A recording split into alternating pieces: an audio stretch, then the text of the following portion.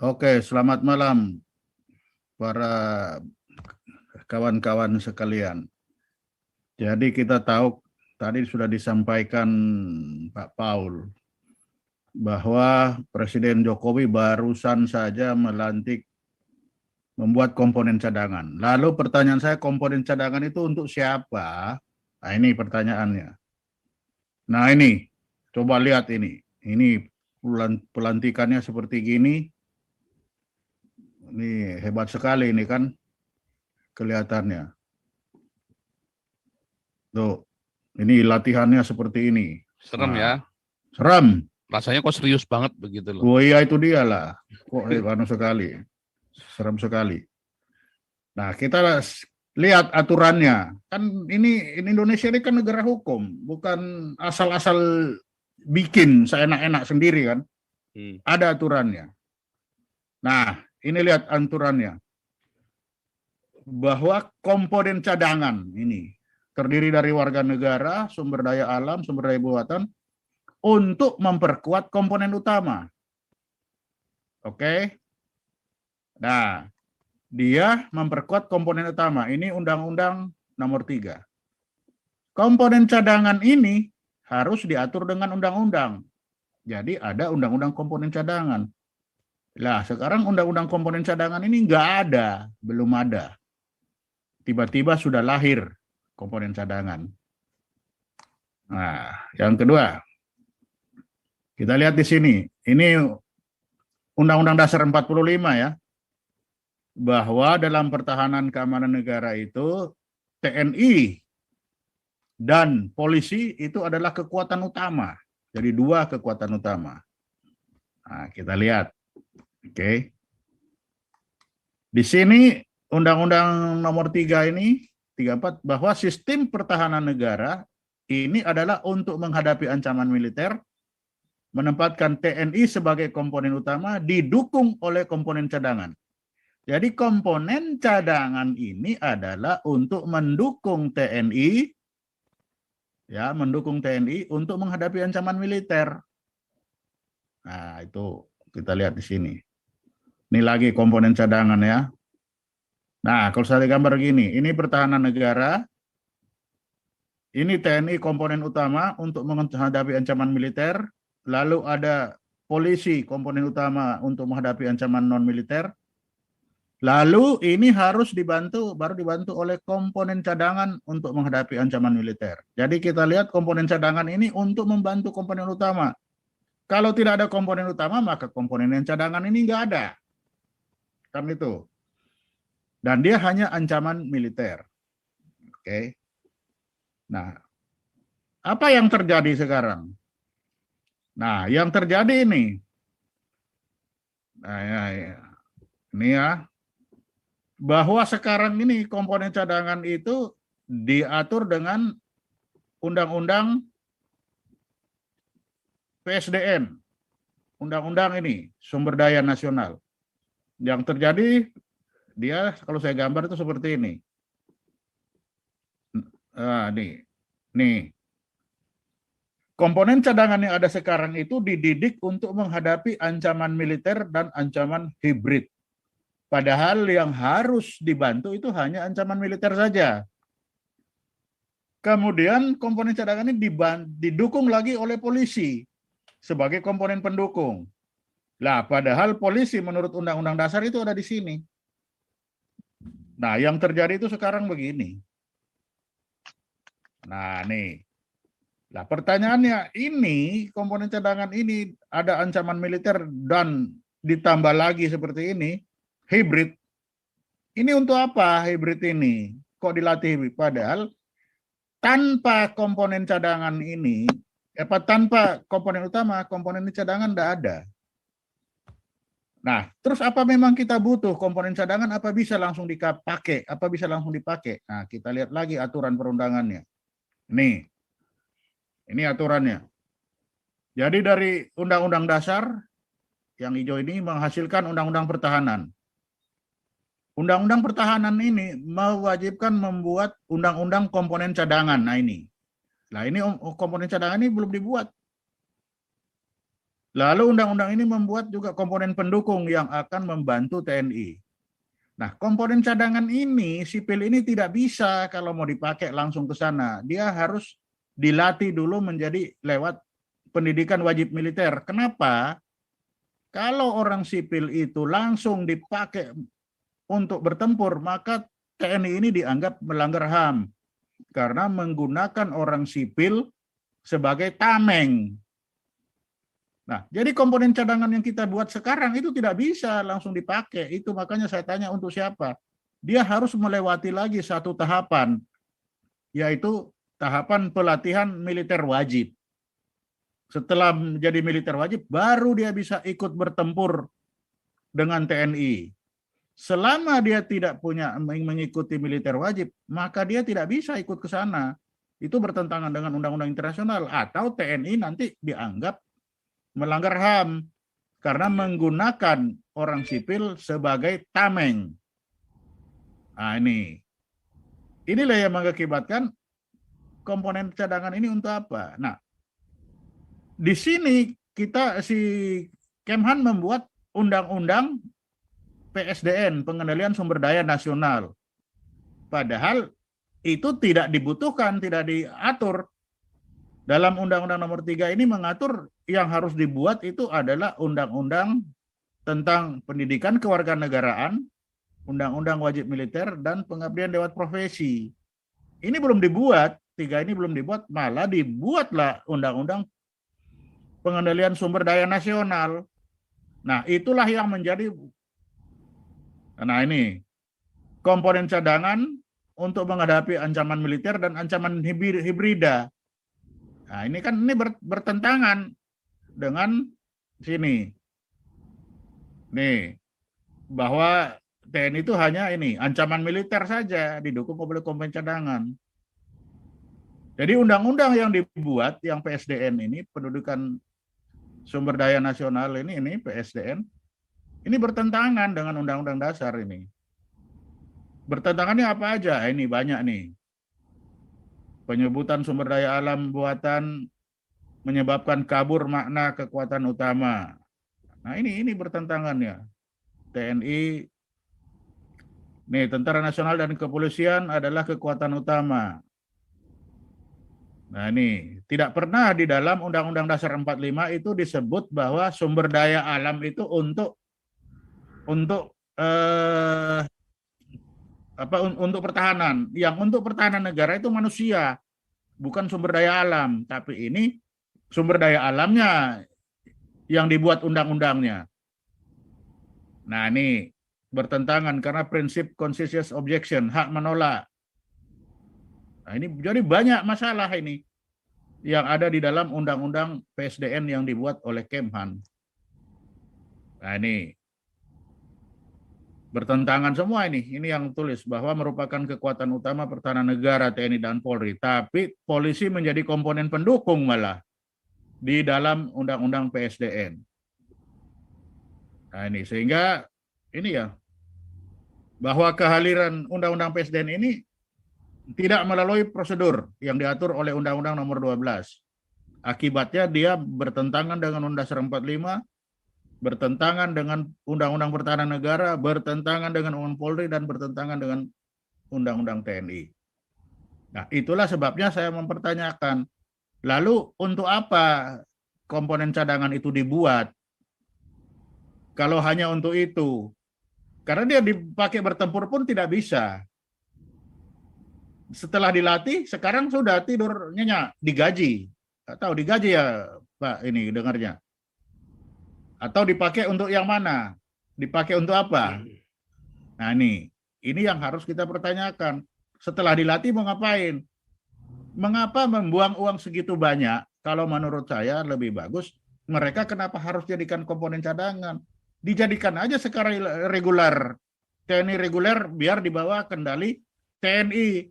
Langsung dibawa kekuasaan, dibawa kontrol TNI. Kalau sekarang siapa yang mengontrol mereka? Mereka sudah dilatih oleh pasukan militer, lalu sekarang yang kontrol siapa? Nah, tidak ada yang kontrol, berarti kita ini ada punya dua. Memang betul mereka tidak masuk wajib militer, tapi pelatihannya dia sudah pelatihan militer. Sehingga kita sekarang punya kekuatan militer di luar militer. Nah, ini untuk apa? Kekuatan militer di luar militer ini akan digunakan untuk apa? Ini yang wajib kita pertanyakan. Demikian Pak Paul, saya kira itu aja. Nggak banyak. Lebih banyak diskusi. Terima kasih. Ya, tapi sebelum kita lanjut, kita dengarkan komentarnya Ibu Koni ya, sahabat kita juga, sahabatnya Pak Ponto juga. Ini cukup menarik ya. Sebentar, tapi saya tadi nggak tahu cara merisetnya bagaimana ini. Sebentar ya. Oh, ini bisa nih udah. Oke ya, saya share screen. Ini saya mau stop ini ya. Ya, oke, bisa. Karena ini memang ini sekarang ini nampaknya jadi hangat ya. Gara-gara Pak Ponto bicara langsung tiba-tiba menghangat ya Pak Ponto ya. Dihangatkan lah. Karena memang jadi membingungkan. Apa bedanya sama Menwa? Apa bedanya sama wajib militer kalau begitu ya? Apa bedanya dengan wajib militer itu juga menjadi pertanyaan dari rakyat jelata juga termasuk teman-teman yang ada di ini ya. Cuman sebelumnya saya ingin tampilkan dulu ini ya, Ibu Koni dulu. Sebentar, harus saya kecilkan, maaf karena kalau nggak kecil ntar ini kena copyright. Ya. Menteri Pertahanan serta dirjen terkait yaitu Dirjen Pothan, potensi pertahanan, dan Dirjen Kuathan, Dirjen Kekuatan Pertahanan, tidak berbicara langsung kepada masyarakat menerang jelaskan. Jubir yang selalu ditampilkan. Jubir itu bukan Menteri Pertahanan, jubir itu bukan juga dirjen apapun yang terkait dengan bela negara ini ataupun apalagi membahas soal Komcat. With all due respect ya kan, jubir itu tidak boleh dijadikan hanya sebagai samsak atau sebagai tameng supaya pejabat terkait tidak terkena dampak dari kebijakan yang diturunkan. Ini harus saya garis bawahi karena terjadi ini adalah selalu jubir yang bicara dan menurut saya jubir ini kurang paham gitu untuk menyampaikan kepada masyarakat bagaimana yang tadi saya sampaikan tentang bagaimana sistemnya, bagaimana pembangunan manajemen pengelolaannya gitu. Ini kan mencakup banyak ya, pembentukan kadernya, pembinaannya, pemeliharaannya, pemberdayaannya. Itu kalau kita bicara tentang sumber daya manusia. Ada lagi tentang pasal 34 dan pasal 33 dan ini very very krusial. Pasal 33 dan 34 itu menyangkut tentang sumber daya alam dan sumber daya masing-masing di wilayah. Jadi pasal 34 itu terkait logistik, pasal 33 itu terkait sumber daya strategis atau disebut juga cadangan militer material strategis. Kenapa ini menjadi penting? Anda bisa bayangkan ketika sistem nggak terbentuk betul, kemudian pembangunan pengelolaannya juga nggak tertata rapi, maka sangat rentan data logistik SDM kita, ya kan, data mineral strategis kita itu malah akan jatuh ke tangan yang tidak bertanggung jawab, dan itu sangat bahaya untuk negara sendiri. Yang ketiga, gitu kan, ada anggapan seolah-olah dari jubir ini, saya harus bicara jubir karena selama ini tampil jubir terus nih, gitu kan. Jubir Kemhan ini selalu menterkaitkan seolah-olah program ini baru, gitu loh. Ini bukan program yang baru. Kalau program baru dia nggak akan dihubungkan dengan Undang-Undang Nomor 23 2019 dong, gitu loh. Ini adalah program lanjutan dari Menteri Pertahanan sebelumnya yaitu yang terhormat Jenderal Ryamizar Yakudu. Setahu saya, karena saya ikut di zaman era Menhan Ryamizar dari awal sampai akhirnya bela negara, maka kurun waktu 2020 hingga 2040 itu adalah masuk program jangka menengahnya PKBN atau program pembinaan kesadaran bela negara. Apa artinya masuk program jangka sedang? Di situ disampaikan dan ditulis dalam kalau nggak salah tuh aturan peraturan Irjen itu harus mencakup 135 jutaan penduduk Indonesia. Pertanyaan kemudian adalah dari mana jubir itu bicara bahwa akan direkrut 25.000 orang? Siapa yang direkrut? Bagaimana? Kenapa ada angka 25.000? Yang kedua, disampaikan angkanya itu 1 triliun. Pertanyaan saya 1 triliun itu untuk apa? Untuk Komcat saja. Kalau 1 triliun untuk Komcat, kita bagi aja 1 triliun dibagi 25.000 berarti mahal sekali 1 Komcat itu.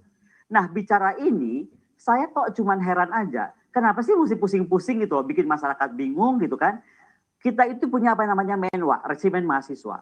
Resimen mahasiswa itu sudah lahir dari tahun 45, 46, saya lupa lah. Tapi sudah terbukti dari sistemnya, perekrutannya, pembinaannya, aturan pengkontrolannya, semua itu ada pada kodam-kodam terkait gitu loh. Dan Menwa itu sudah terbukti benar apa banyak hal yang dia lakukan sejak era kita kemerdekaan gitu. Dan mencakup lebih dari 25.000 orang Menwa itu, karena ada di semua kampus di seluruh Indonesia. Enggak ribet, enggak complicated gitu. Kalau hanya bicara soal 25.000 sekali lagi ya. Sekali lagi kalau bicara 25.000 menurut saya kalau 1 triliun itu tuh untuk apa di era COVID seperti ini? Bukan saya bantah karena itu adalah hak presiden untuk menentukan PP ini, karena sekali lagi itu diwajibkan oleh undang-undang, beliau mengeluarkan PP. Tapi di sini adalah kaitan Menteri Pertahanan sebagai pelaksana dari apa yang disampaikan Presiden, ini nggak bisa juga tergesa-gesa mengeluarkan peraturan Permenhan yang membingungkan orang. Jangankan masyarakat saya aja bingung. Misalnya, saya bingung nih, apakah kalau disampaikan tidak ada kaitannya dengan peraturannya dengan yang dibuat oleh Pak Ria Mizar, apakah kemudian berarti Undang-Undang Mendagri nomor 38 tahun 2011 gugur? Apa isi Undang-Undang Permendagri 2011? Permendagri menyatakan bahwa kegiatan bela negara itu dibiayai oleh APBN dan APBD. Kenapa ada APBD? Karena di situ ada tugas wali kota, bupati atau gubernur juga terlibat dalam pengelolaan pembentukan bela negara ini. Install aplikasi kami CNBC Indonesia di Google Play Store dan App Store untuk mengikuti perkembangan terkini berita bisnis dan ekonomi. Oke ya. Ini sama dengan pendapatnya ini ya, saya juga aneh gitu loh. Sebentar, tadi gimana caranya? Saya selesaikan share screen-nya. Ya, itu tadi dari Ibu Koni ya. Itu dari Ibu Koni, sahabat kita juga. Jadi sangat aneh ya, mengapa kemudian bisa ada Komcat ini dengan budget 1 triliun untuk 25.000.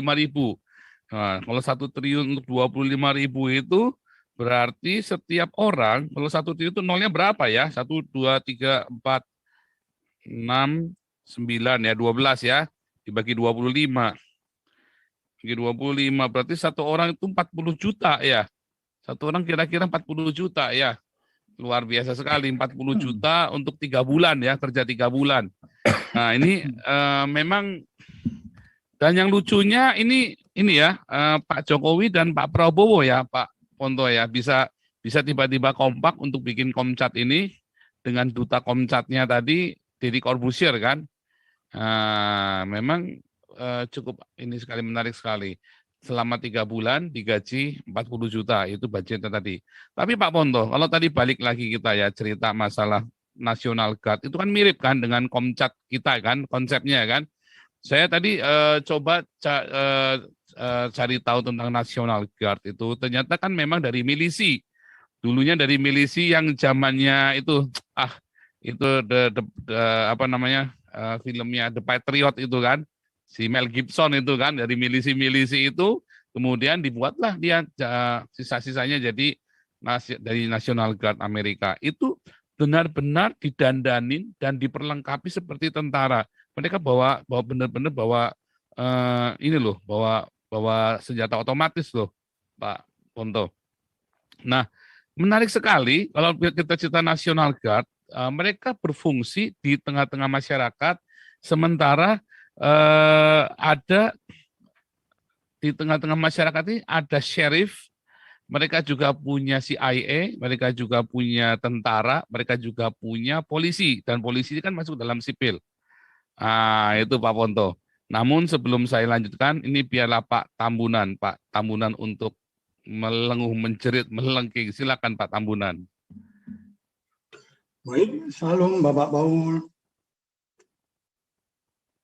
Halo. Shalom. Salam Bapak Ponto. Ya, shalom. Shalom Pak. Salam teman-teman semuanya yang hadir pada malam hari ini. Baik, ini menarik sekali meskipun kontroversi dan banyak kejanggalan-kejanggalan. Terutama sekali adalah menyangkut masalah undang-undang.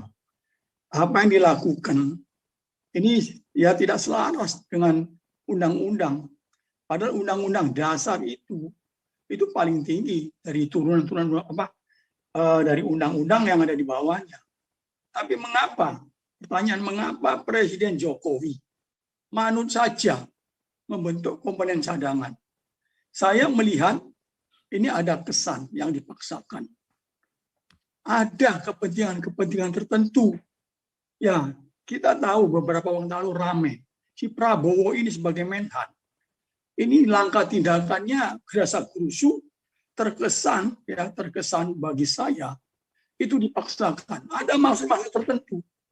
Bayangkan saja negara dalam keadaan susah, dia mau mengadakan alutsista dengan berhutang 1.760 triliun.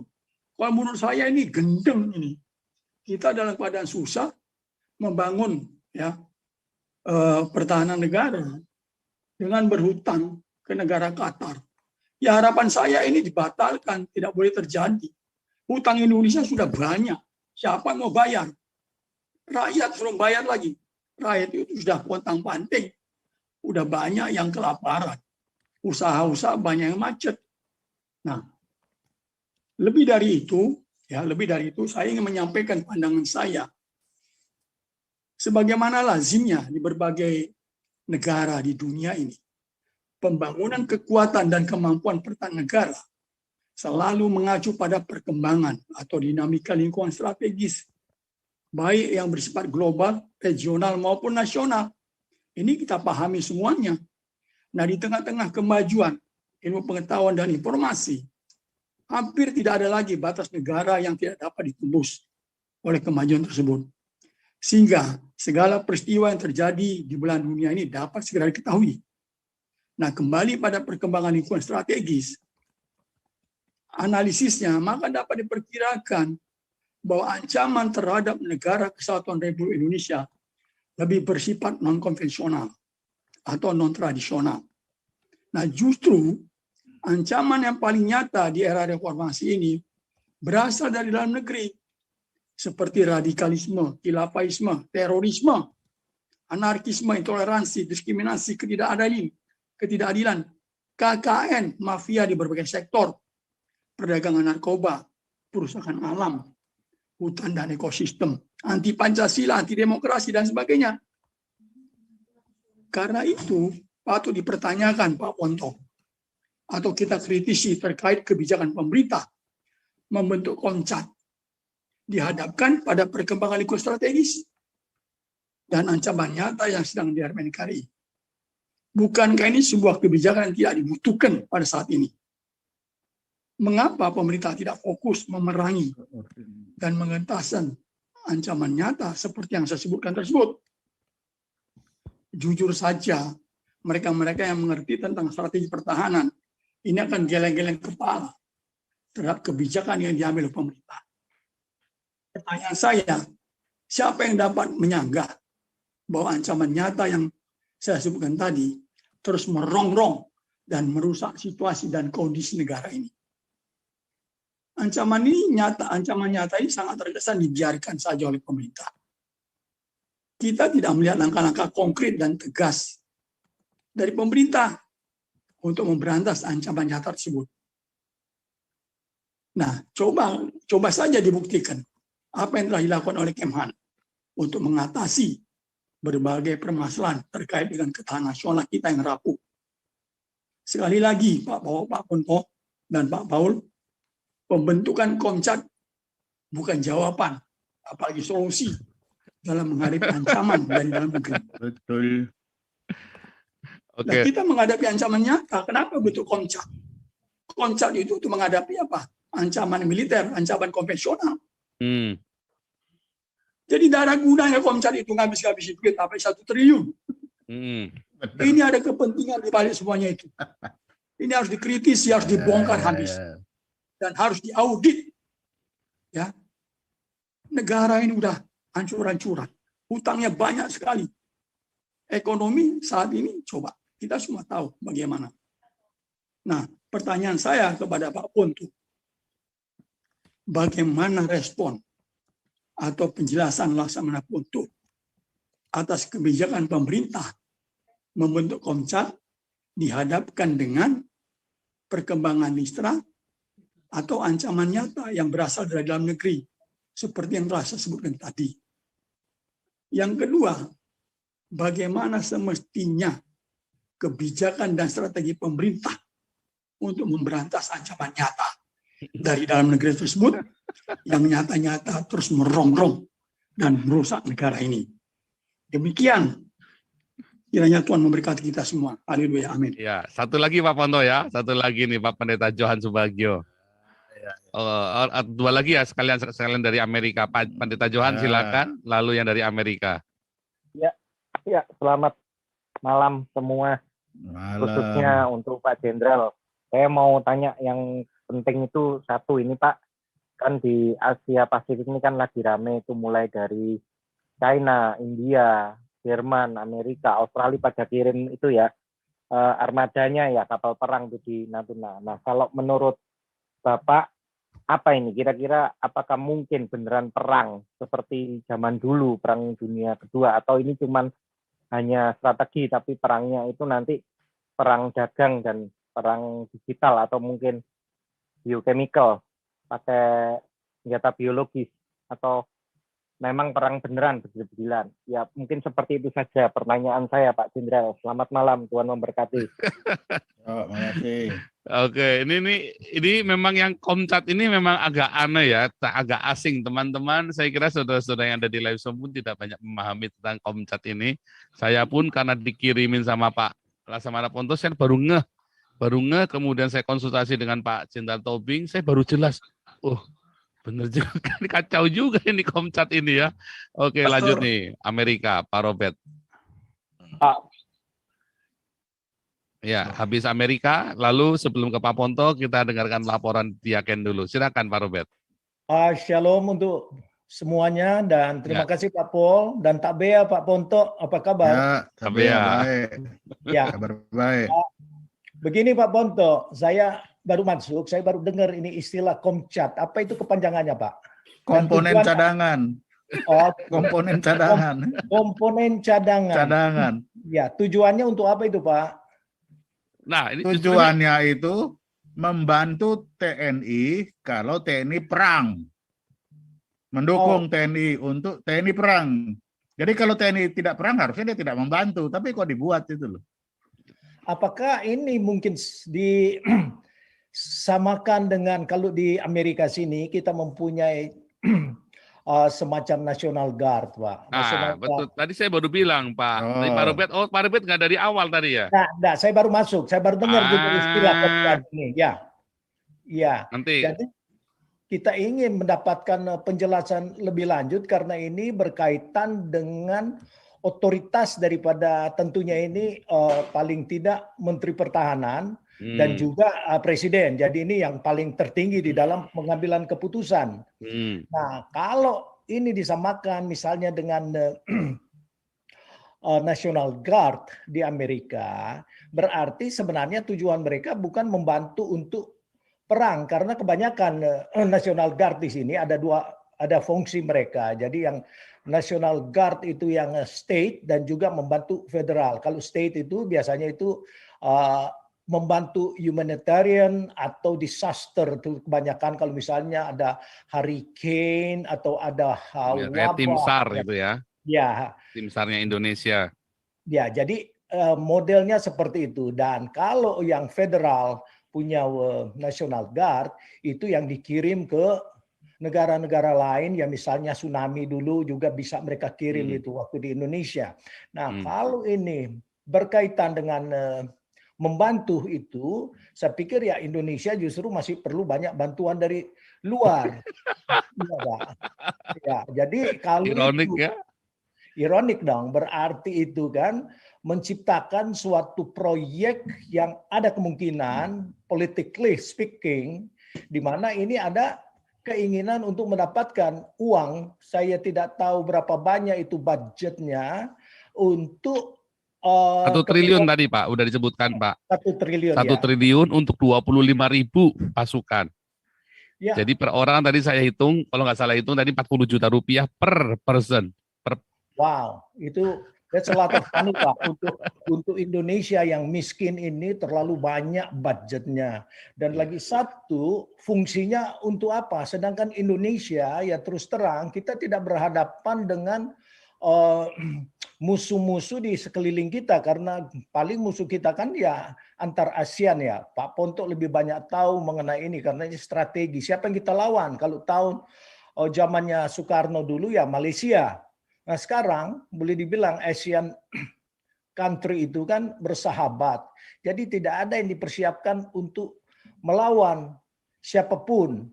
Kecuali mungkin kalau ini dipersiapkan, kalau memang Pak Prabowo dan Pak Jokowi mempersiapkan ini untuk melawan khilafah, mungkin ya lain lagi. Karena musuh kita yang terbesar itu adalah sebenarnya para khilafah yang ingin mengambil alih kekuasaan dan menolak dasar negara. Jadi ini membingungkan Pak. Kalau ini tujuannya untuk membuat suatu